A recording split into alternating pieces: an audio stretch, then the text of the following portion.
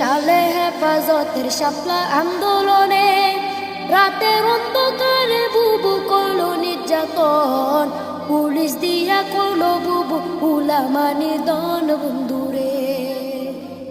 গুলি বোমার সাথে মারলো গরম টিয়ার শেল, হাজারো প্রেম কেড়ে নিল, কাউকে দিল জেল।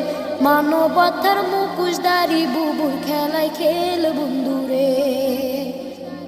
18তে কোটা বিরোধ করলো আন্দোলন, নুরুল হক রে বুঝ দিয়া করলো দাদমন। 24তে আইসা বুবু শুরুর আলাপন বন্ধুরে।